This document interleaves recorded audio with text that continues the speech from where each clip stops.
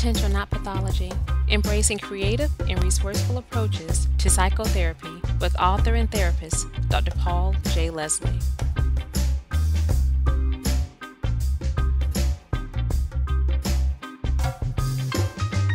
Welcome to Potential Not Pathology, where we offer information and inspiration for mental health therapists who are interested in learning and applying unique therapeutic techniques and concepts into their work.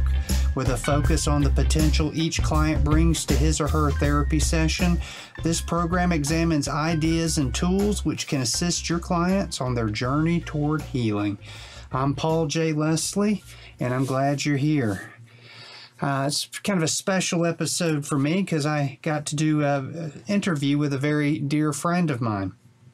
Was at the recent 2015 Ericksonian Congress, Erickson approaches to psychotherapy and hypnosis and other assorted wonderful delicacies of resource-directed therapy. And I got to talk to several people, and one of the people I got to talk to was Dr. Robert Musikantow. Bob Musikantow is a clinical psychologist, researcher, and author in Evanston, Illinois. Bob received his PhD from the California School of Professional Psychology and has been a professor for a good while at the Adler School of Professional Psychology. He's presently in private practice and gives trainings and workshops around the country for mental health professionals on all kinds of enticing topics. And this interview we kind of did on the fly, so it's all literally in between workshops and all the massive amount of things that were going on at the conference. So we got to talk a little bit. We could have talked for hours, but we talked a little bit about some important things that I think a lot of people need to hear and hopefully understand, because Bob's really good at breaking a lot of hard to follow concepts into more easy to digest morsels, if you will. So we talked a good bit about his focus on the potential in each person, because we share similar views on moving away from pathology-focused therapy. And we got to talk a good bit about the importance of trusting oneself when it comes to the courage to improvise in the middle of a session. We discussed the role of circularity in therapeutic interactions, as the therapist is part of the interaction. Bob was really great at making simple the basic idea of the difference between first and second order cybernetics, which a lot of people get confused about. So it's a really great interview from my friend, and we enjoyed it so much. I think after the interview, we just both decided we need to do this again. He's got so much to share, and I was really honored that he decided to share this. So hopefully the quality of the audio isn't too terrible, but the information is just really fantastic. So we will go to the interview, and I hope you enjoy it. Welcome to Potential Not Pathology. Well, thank you. I'm glad you are with me today. Glad to be here. So I'd love for you to tell me a little bit about how you decided to get into this whole field of psychotherapy. What was your journey? My journey was that when I was about 13 years old, I started my study of hypnosis.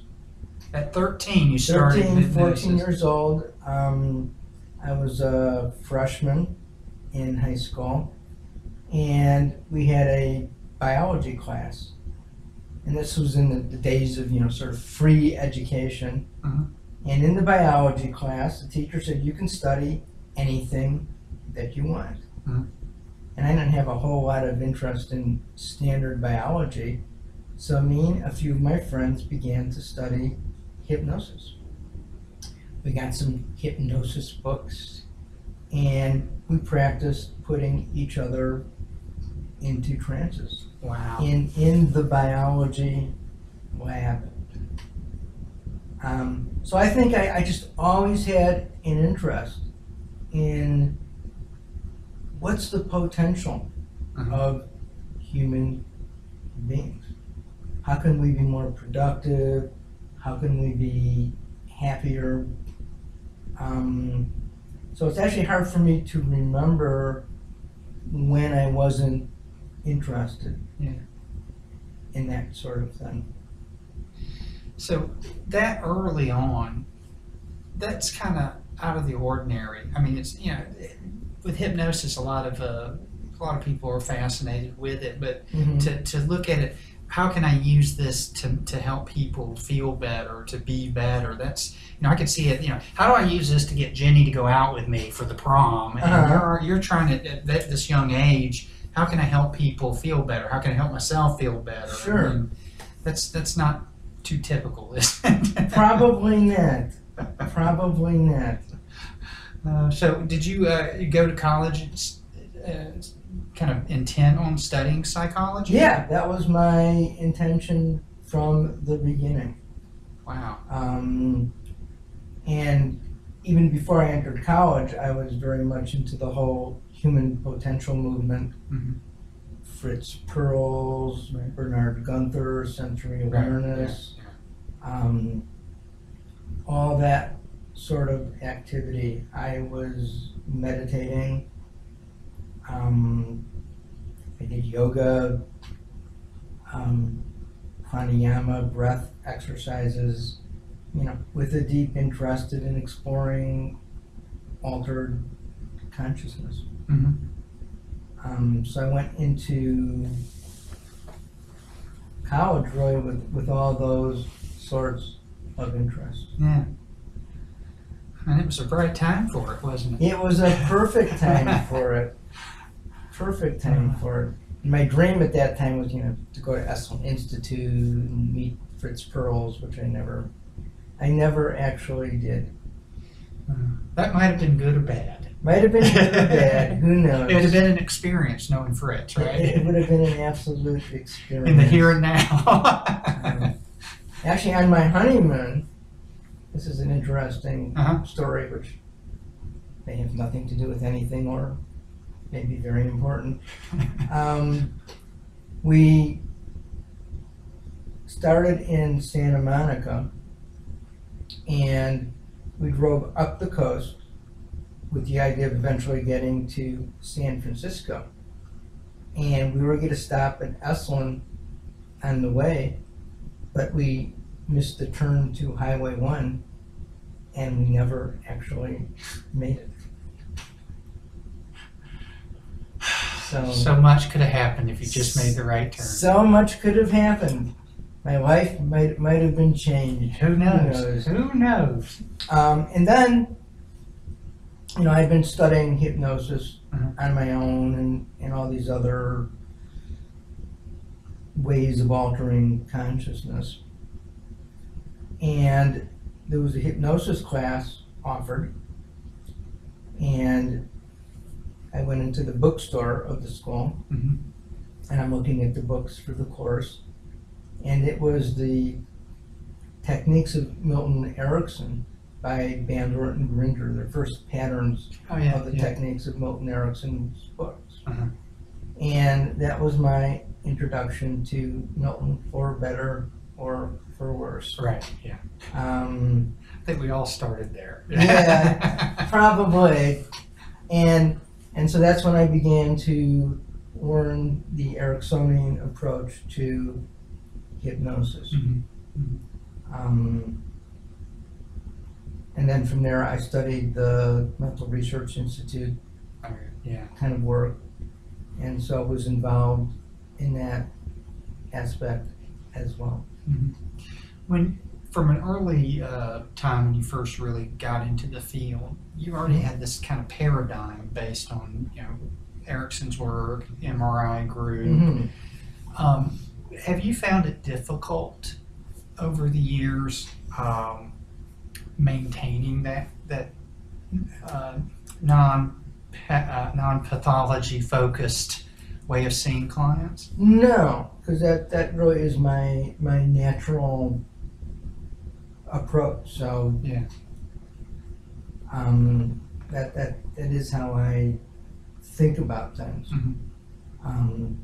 Of course, we live in a world where you have to diagnose. People spend a lot of time theorizing about psychotherapy and about patients rather than taking action. So there's certainly a need to fit myself in to those contexts in which I found myself as a young psychotherapist. At this point in my career, I no longer accept insurance. Oh, nice.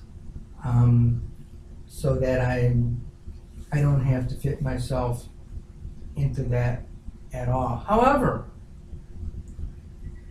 clients come in, they don't come in fresh and clean.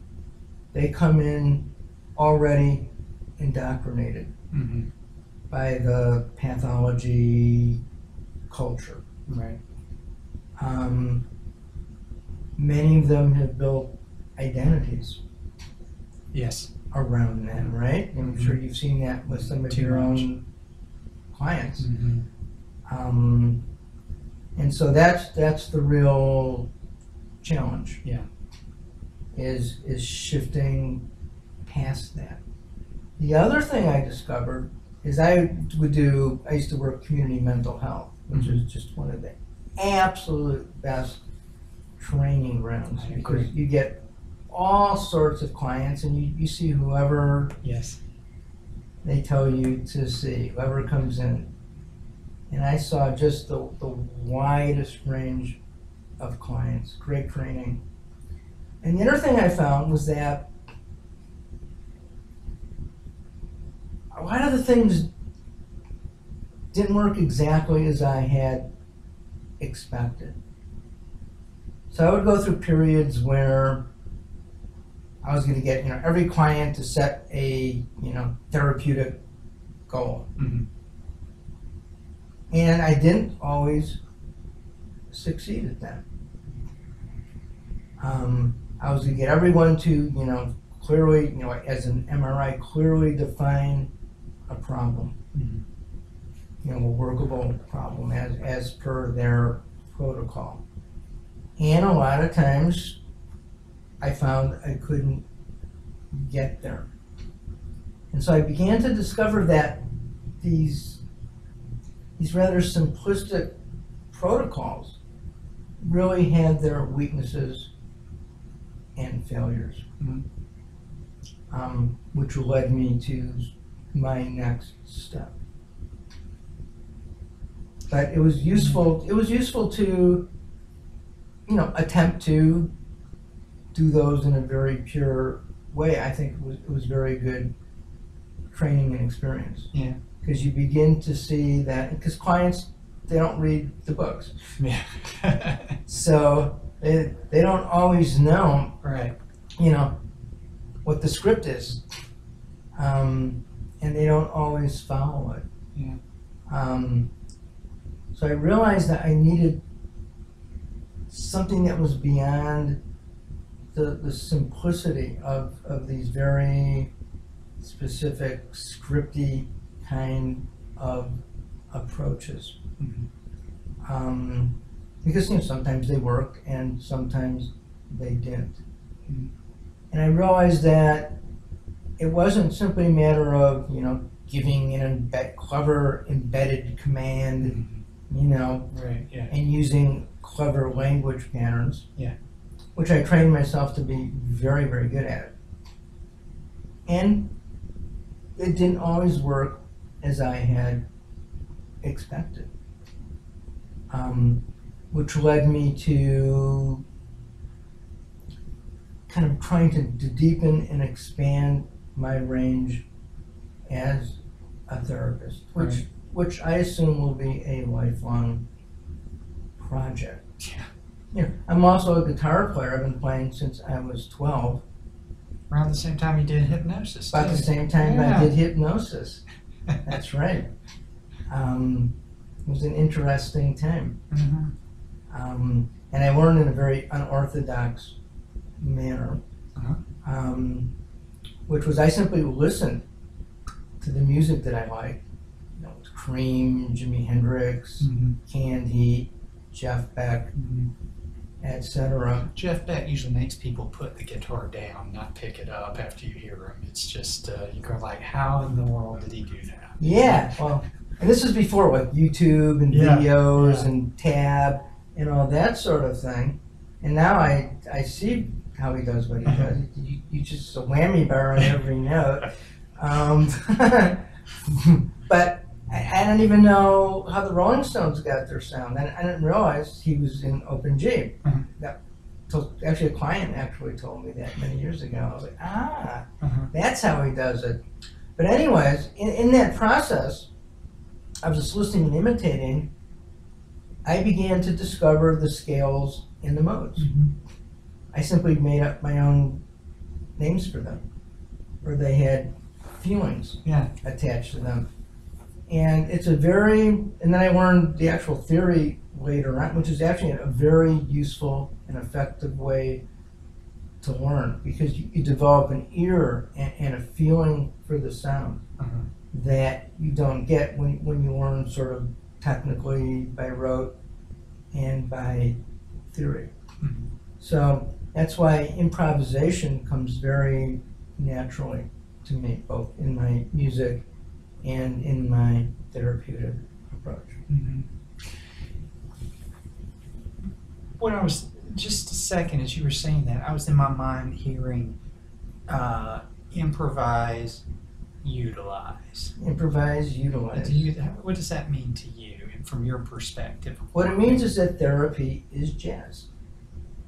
Okay, talk about that. Okay, therapy is jazz in that it's about what brings it to life, and what brings therapy to life is the ability to, one, utilize what the client brings, which means to make use of it. It's not empathizing or sympathizing or accepting.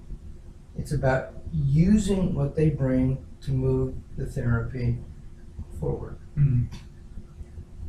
And the idea is you act in order to know what to do next. Okay. Or as I used to tell my students when I was teaching, that diagnosis is intervention and intervention is diagnosis. Okay. So by acting, clients respond in some fashion. And then however they respond, you simply utilize that, because it tells you what to do next. Right. This can't be scripted. It can't be predicted.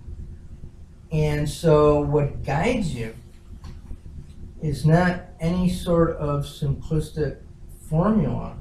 What guides you is the interaction. Okay. Right? The interaction is the guide, not a formula. And this is when I used to teach, I found that this was anxiety producing for students, because they want the formula. Yes. They want to know what's the right thing to do and what's the right thing to say. It doesn't matter whether it works or not. It's just that they're you know, they feel safe in knowing the pattern of what you're supposed to do. But when you do that, it becomes cliched, it becomes lifeless, it has no energy, it has no spirit. If you look at the therapists of the past, whatever one may think of them, Albert Ellis, Fritz Perls, Carl Whitaker, Milton Erickson, these people were characters. Oh yeah. They were big time characters. And people who simply try to imitate them do very pale and constrained versions of this. Right. You know? And and I really think it wasn't so much the theories or the techniques that any of these people used. It was the charismatic personalities, the spirit, the energy that they were able to convey that really had more to do with therapy than any of the particular techniques and the particular theories. All the techniques and theories were their way of doing therapy. You know, this is what worked for them. And if we just try to simply imitate it, we just do a poor job of being them. You know, it reminds me of a quote Mike Tyson had where he said, everybody's got a plan until they get hit. Until they get hit. Yeah, and it's true in therapy too. Oh man, big time. You know, that this person isn't responding to my questioning of their rational beliefs like I thought that they would. And, I'm showing them all the unconditional positive regard I can, but they don't just seem to be changing at all. And I'm following my plan. And so when you teach students, beginning therapists or in supervision, how can you help?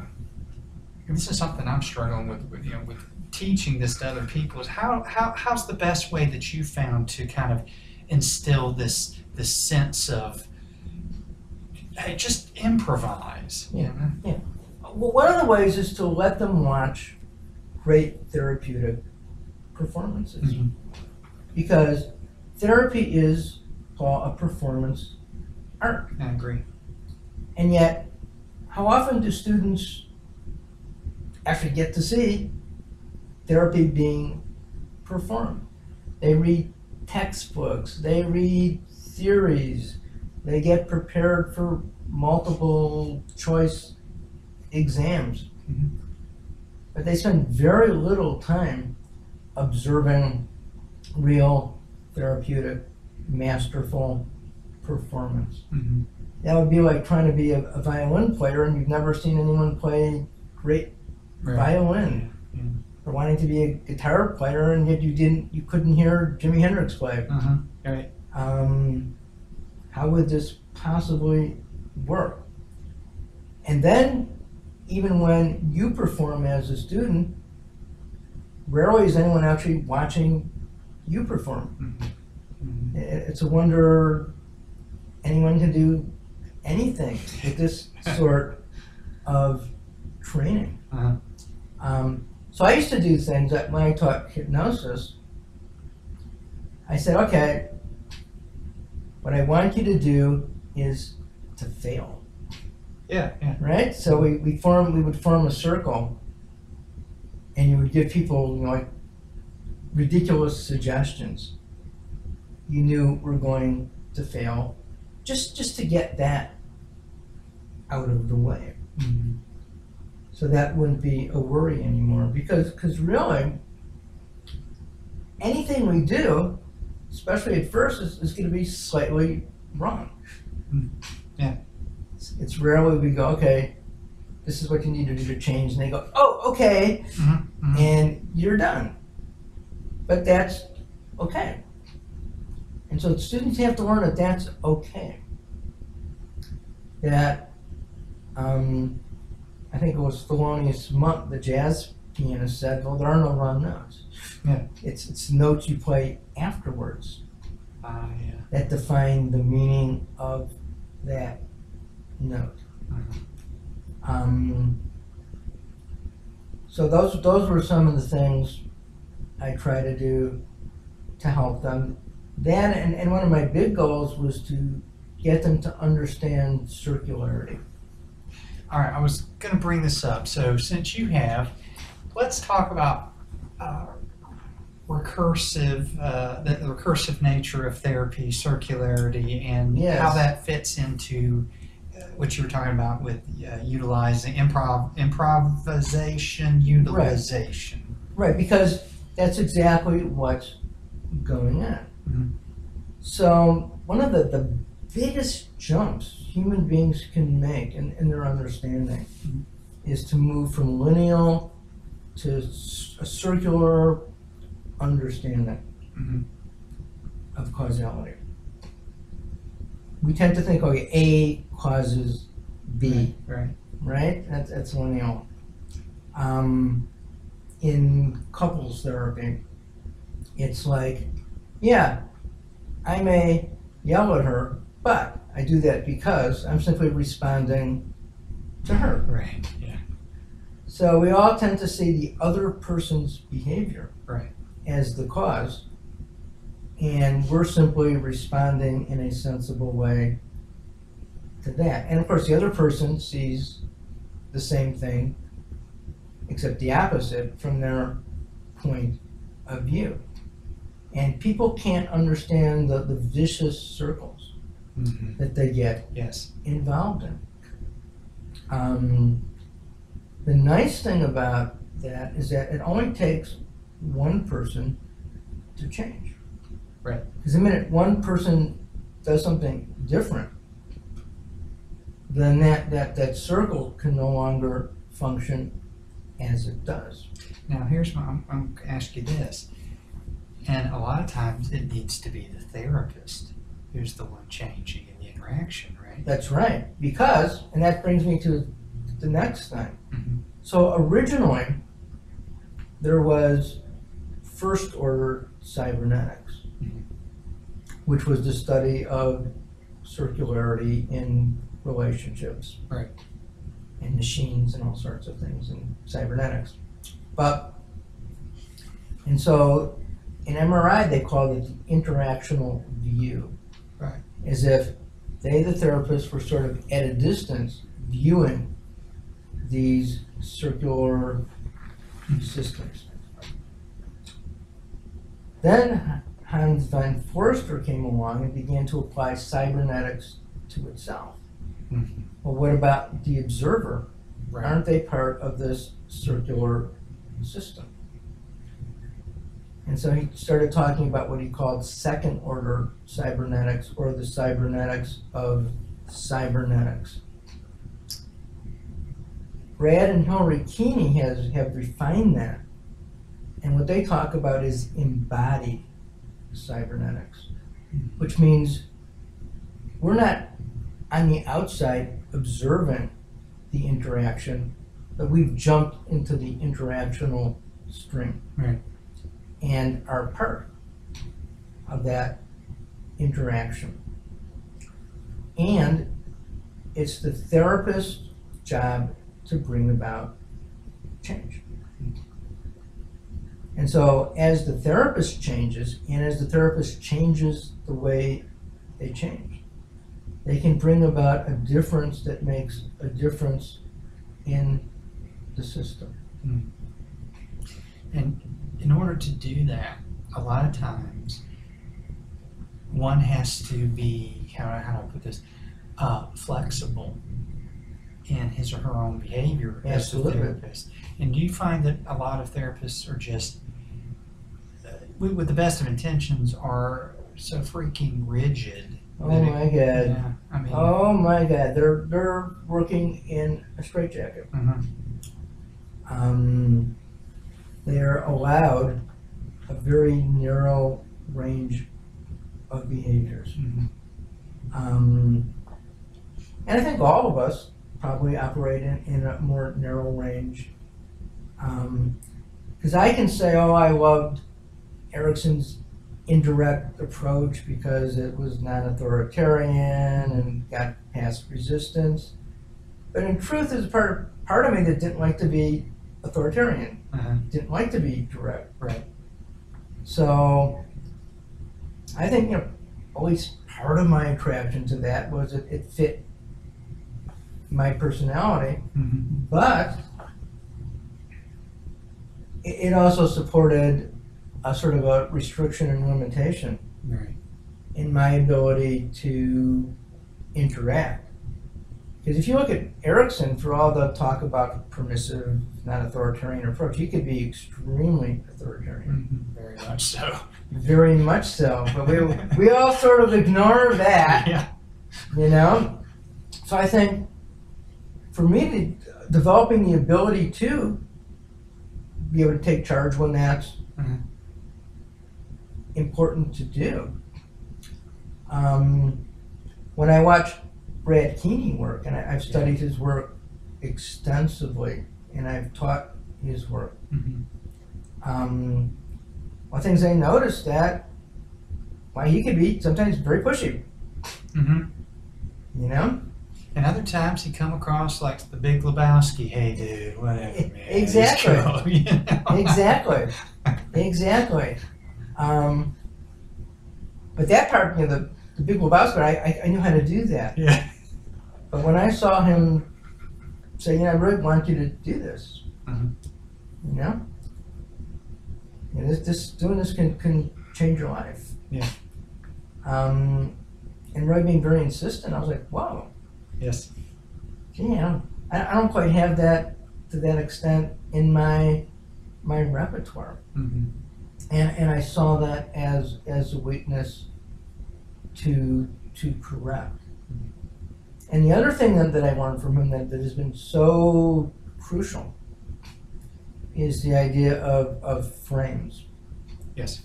And that it's the context. Let's talk about that. Context, I think, is such a under-examined aspect in therapy today. And I just, in a lot of the literature I'm reading now, context is practically ignored. It's totally ignored. And tell me your perspective on why you think it's ignored, and how we can maybe open up a dialogue in the future for people about context. I think it's just, I think that's it. I mean, I really do. Yeah, because I don't think people understand. And you would think therapists would, and you would think, you know, hypnosis people would understand how we create reality through language. Right. So about, I don't know, 10 years ago or so, I joined one of the hypnosis associations. And I was shocked with how little understanding they had of the realities that they were creating. They thought they were discovering things, when it was very apparent to me that they were creating them through their language. And they hadn't studied Gordon Spencer Brown laws of form, where he lays out very clearly how reality is constructed through distinctions, redistinguishing, and the creation of frames. And once people are operating within impoverished frames, this is what supports the vicious cycles. Yes. And the vicious circles that the people at MRI had understood. And as long as the client is operating within that frame, change is not going to work. Yes. And so I began to understand that unless you change the impoverished frame, all your efforts are going to be for naught. All the embedded suggestions, the fancy, multiple embedded metaphoric stories that you have so brilliantly concocted. As long as they're inside that frame, nothing is going to happen, or happen only temporarily. So that my focus now is on shifting those frames to resourceful frames. I want to just bring up here that what you're saying is every therapist I've ever seen that I got knocked out of my chair when I was watching seemed to have this in common. Right. And I just, this idea of, you know, what I call problem-focused therapy is problem framed. Exactly. So they say, oh, well, you know, they talk about resources, but a lot of times when people talk about resources, they're actually talking about solutions. And I've said solutions are in the frame of the problem. Exactly. So give me your take on solutions and resources. Yes, so the difference is this. A solution needs a problem for a solution, right? It's a solution for a problem. Mhm. So solution-focused therapy is really not much different than problem-solving therapy. They're just both talking about and emphasizing different parts of the equation. Mhm. It's like two heads of a coin. So they're really both operating in the problem-solution framework. A resource differs from a solution, and a resource is something that brings something positive to life. Mhm. It's not related to any specific problem. Mhm. Like someone has determination, for example. Someone has a sense of humor. Those are all resources. And they're not related to or specific solutions to a specific problem. I find solution-focused therapy very, very narrow. I mean, you can't even suggest an out-of-the-box solution. Mhm. You know, it must come from the client. I find it to be extremely formulaic and extremely rigid. I find that, doing the difference between psychotherapy and coaching, I can see how coaching, Mm-hmm. it can have some merit, but it also seems to put a lot of emphasis on us, the therapists.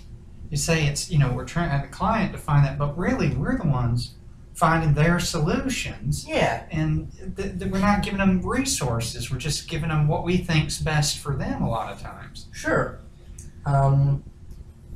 Now, the therapist, of course, plays a role. Uh-huh. So the opposite of that is, well, we don't suggest anything to clients, and we just are having discussions with them, the so-called collaborative approaches, Right.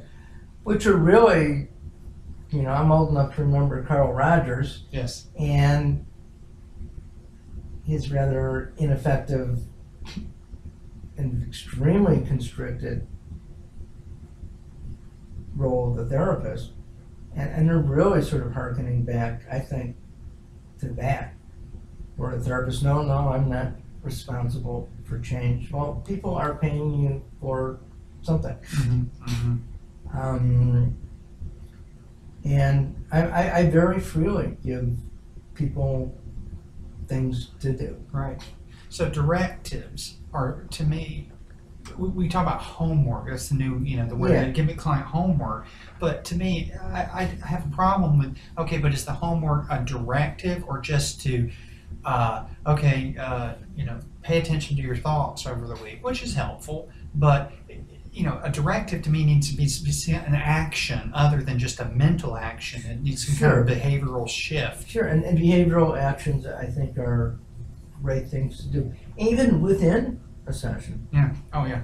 So they can be, beginning of the session, at the end of the session, and have, great benefit at the end of the session because it creates that link between the session and the everyday, Mm-hmm.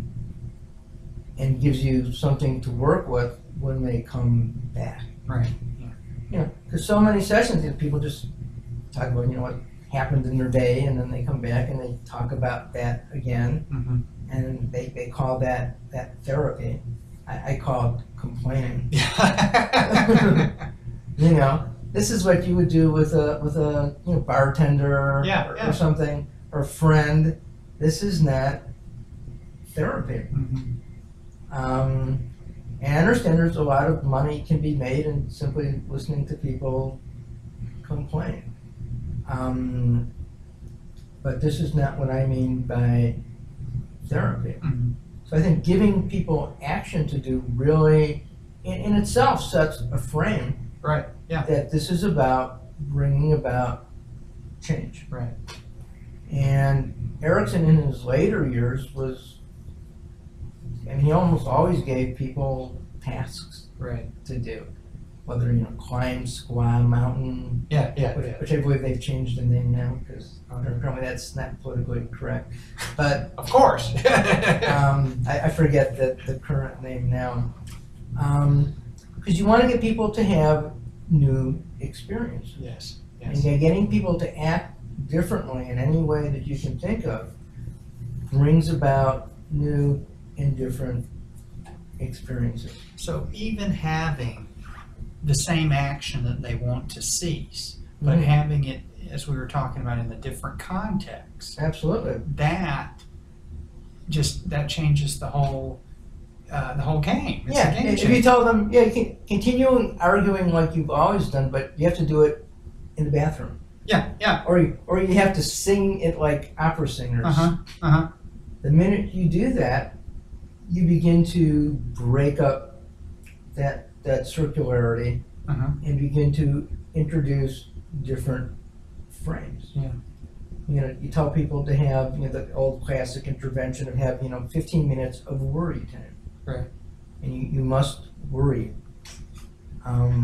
during this period of time. Any positive thoughts come in your mind, it breaks up the vicious cycle Uh-huh. that they've had and begins to introduce something new Mhm. to the situation. So giving directives, I think, is an extremely important part of therapy. And again, back to the students, a lot of my students had a great deal of trouble Mhm. doing that. They just wanted to be like sort of nice friends Yeah. to clients. And it took a lot of work. Oh yeah. And I wasn't always as successful Yeah. as I hoped I would be. Right. But you only have so much time. Yeah, and, doing directives is different from advice. It's very different than advice. People get that it's not about advice. It's usually out of the box Right. things. Absolutely. Things that are outside of their normal framework. Mhm. That sometimes bring humor and absurdity into the situation, Mhm. and that breaks up those kinds of circular patterns. And once you've created a more resourceful frame, directives can feed that new frame. Mhm. They become expressions of that. And that's another great way to use directives as a way to feed the new frame that's been created. Mhm. There's one thing I have found, not just with students, but fellow therapists when I do, hypnosis trainings or even just regular therapy trainings. Mhm. Trusting themselves seems to be Yes. such an issue. How do you deal with that with your supervisees or just when you're doing trainings? Yeah. How do you? Yeah, it depends how you start with them. Mhm.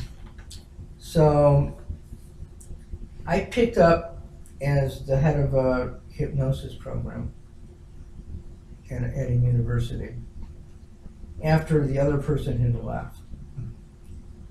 And the first group were people who hadn't had any hypnosis training. So I got to train them from scratch. Mhm. The next class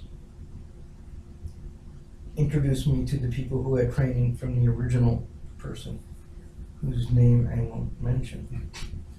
He told them they were only allowed to use scripts. I was like, what? And these people couldn't do anything. Mhm. So here, it was easier to train the people from scratch than the people that I had to untrain. Yeah, unlearn. Yeah. So for me, hypnosis is like a language. So I can speak Ericksonian like I can speak French, except I speak Ericksonian much better than I speak French. Oui. right? I can just simply drop into it. Mhm. And what do you learn? I used to work in association with a hospital Mhm. near where I lived, and they would call upon me to give speeches. Right. And I'd come in with, a few little notes that I didn't pay attention to when I spoke, and the people who organized it, they would like freak out. Oh my God, he's not prepared. Yeah. What they didn't understand is that once you know your material, Yeah. you can learn to trust your unconscious, as Erickson taught us, and you'll do just fine. It'll be alive, it will be fresh, Mhm. it will be responsive to the context and the people that you're communicating with. And the more you trust yourself, the better you do. And this is a virtuous cycle. You go, oh, when I trust myself, I do really well. Yeah. And then you trust yourself more. And that begins to open up the whole thing. Right. So I would just have students practice improvising. So you can do it in role plays, where you have them improvise sessions. People can practice in their imagination, because in your imagination, you can do anything you want. Mm-hmm. And so you can make up imaginary cases and practice improvising that way. And lastly, you don't really have a choice, because you never know what clients are going to say. Right. That being said, for most people, it really is a matter of building up their confidence by doing it in safe ways. So there's a lot to be said for practicing in safe situations. This may seem like a bit of a detour, but Yeah. stick with me. Yeah. I picked up a new sport called Pickleball, which a friend of mine dragged me to, and then I instantly became addicted to it. Uh-huh. And it's kind of like, just think tennis on a much smaller court, a lower net Mm-hmm. with wooden paddles and wiffle balls. And you get the idea Okay. of what pickleball is. So I set about learning pickleball. And I even went so far as to get coaching. And I actually traveled out to a town called Auburn, which is east of Sacramento, Mm-hmm. to train with a coach. Ah. And I since have found a local coach. Uh-huh. And there you do drills, and you learn all the things you're supposed to do. And compared to psychotherapy, pickleball is relatively simple, in terms of general strategy and techniques. But what I found was there was a gap between being able to do something in a drill and being able to do it in a game. Because in pickleball, you usually play doubles with a partner, and they don't want to lose. Well, to learn something new, you have to get worse before you get better. Mm-hmm. That's right. Speaking of altered frames, Mm-hmm. right? So if the frame is to win, if it's about winning, I can just play people worse than me. Yeah. So my coach would say, "Why don't you do this?" I said, "Oh, but don't do what you're doing." I said, "But it works." And his response was, "You still want to? Is all you want to do is to beat the people you already beat, Mm-hmm. Yeah. or do you want to play better?" Yeah. Right? Mm-hmm. That's the question. Mm-hmm. And to get better, you have to be willing to make mistakes. And so he told me, go play with better people, against better people. So I went to this place where they had better players, with my intention was to lose. Oh, okay. Because I wasn't losing, I wasn't playing with better players. Right. Right? And it didn't always work, because sometimes I won anyways. Winning people who asked me to play with them so they could win. So plans don't always go as planned. That's true. But occasionally I would find people who really were better, and I would thank them afterwards. I said, this is why I drive, 40 minutes to play here, so I can play like people with you. Thank you. Which creates a very different sort of response. Right. And then I joined a group of people along with the coach, where we did drills, and then we played games. But the purpose of the games was to incorporate the skills that we learned. And the coach would be sitting there, and if you didn't incorporate it, he'd say, how come you didn't do that? Like we practiced. And I found that sort of practice without the pressure to be very useful in accelerating my skills. You have to be willing to make mistakes. You have to be willing to be wrong. You have to be willing to tinker. You have to be willing to experiment. It's the only way you can learn anything. But it's oftentimes experimenting is seen as almost a taboo. Yeah. So if you say, okay, I need you to go in, this client's got a serious issue, I need you to experiment and see what heck comes up. Well, we're already, most graduate schools are going like, what the hell are you doing? You don't experiment. Oh my God, you could do this irreparable harm to this person, oh my goodness. People are not fragile, they're in fact rigidly oriented in their pathology. Yeah. I mean, that's the advantage of working in community mental health, that you realize that these people aren't fragile, they're just very strongly stuck within these impoverished frames. And I can say this too, is that sometimes it's very easy. I mean, I've cured many long-time problems quite rapidly. And I have others that were difficult. So you never know. Yeah.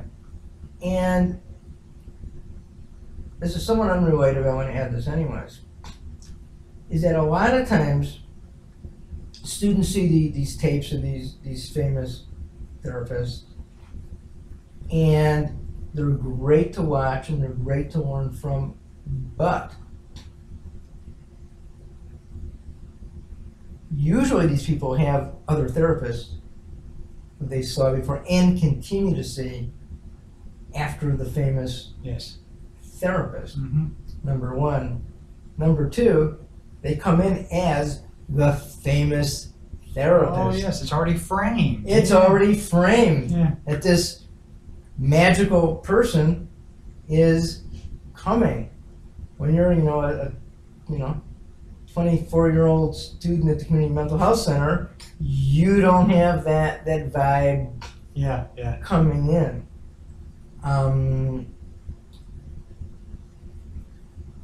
So I think there's misinformation when you say, oh, therapy must be long-term and difficult.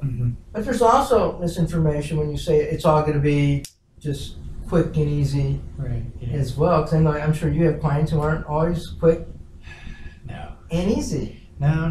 There's to me, honestly, if everybody was quick and easy, then we're back at the pickleball. We're not getting challenged and stretched. And, despite me thinking of myself as a brief therapist, I mean, I had this one client I've been seeing for probably like 15 years now. I'm convinced she exists to keep me humble. I've got two of those. Whenever I'm getting full of myself, she reminds me I'm not all I think I am. But these clients are truly great teachers.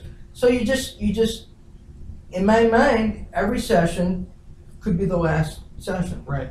So I treat every session as if it's a one-session therapy. Mhm. And every once in a while that goes on for 15 years. Well, let me ask you,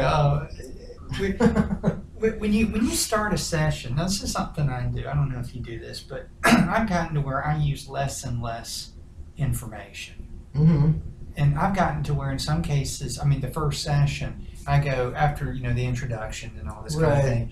Tell me what the problem is in a sentence. And I restrict them to a sentence. There you go. And I find that in the past, I get too much information and it would shift my brain out of that, what I call the potential mindset, over to the pathology mindset. Yeah. Do you limit how much people tell you sometimes? Yeah, I usually start with their general background, Mhm. how old you are, married, because I'm trying to get a context, because for me those are all potential Right, resources. right. Uh-huh. So for me that's not a pathological frame. I'm learning the territory. Because you're asking about hobbies too. And Yeah, stuff like that. hobbies Yeah. and Good stuff. things like that. Then I typically like to start with, though I changed it all the time when I started with it. Mhm. A lot of times it's like, well, what brings you in? Uh-huh. Because it's a very open Right. frame. Uh-huh. Nothing much is being presupposed. Maybe that someone told them they had to come in. Maybe they're going to propose a problem. Maybe they have a goal that they want, or something else entirely. Right.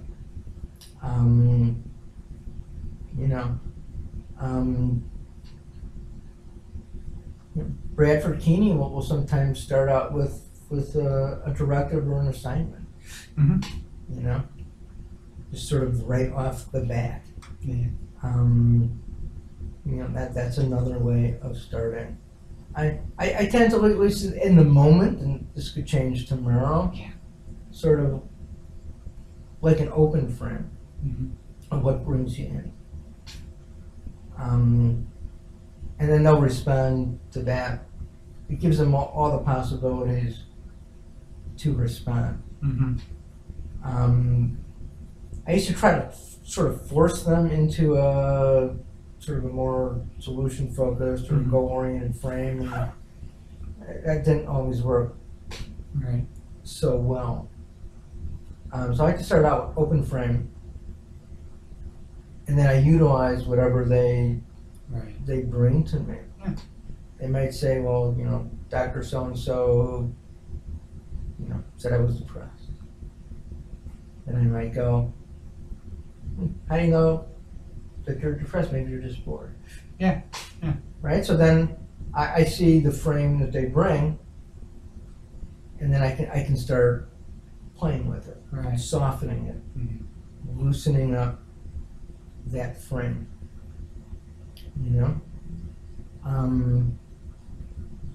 Maybe you don't have a disease. Maybe you're just sad, and you have good reason to be sad. Mhm. Right? So I'm breaking up any sort of medicalization Right. Yeah. that they bring to it. So by starting open, the client will then give me their metaphors, Mhm. and then I simply respond from there. So that's sort of the frame that That's awesome. I like to do. Yeah. I think that's that openness. That's that's the way to improvise anyway. Mm-hmm. Mhm. Yeah.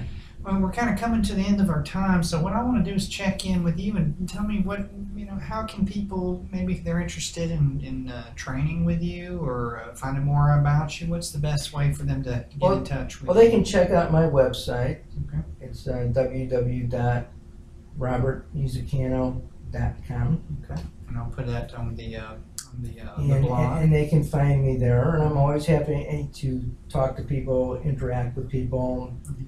I see people face to face, and I also see people over the internet through Skype, Right. through FaceTime. Yeah, yeah.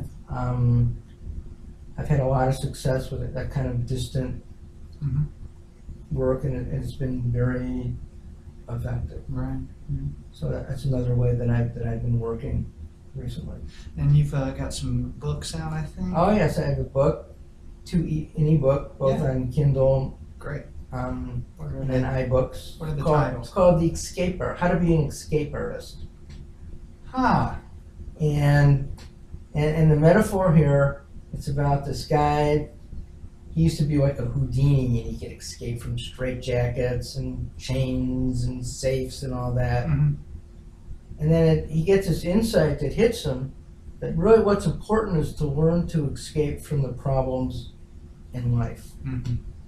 So the book supplies some general principles of escape. Right. And then it takes specific issues, anxiety, depression, worry, relationship problems, and gives some very practical guides to how to escape from those sorts of problems. Mm-hmm. Cool. So you got lots going on. I do. I do. Well, I appreciate you taking the time out to talk to me today, and I tell you, it's so nice to find like-minded people. Yeah. Because I mean, there are We're a lot out of, there. I know we're out there. There's a lot of us, but sometimes we forget because we don't connect to as much as we should. And, Right. It's just, I know your clients are lucky to have you, and I just get such a joy listening to someone who can see beyond that frame of always a pathology. Mm-hmm. So thanks for being here. Well, thank you.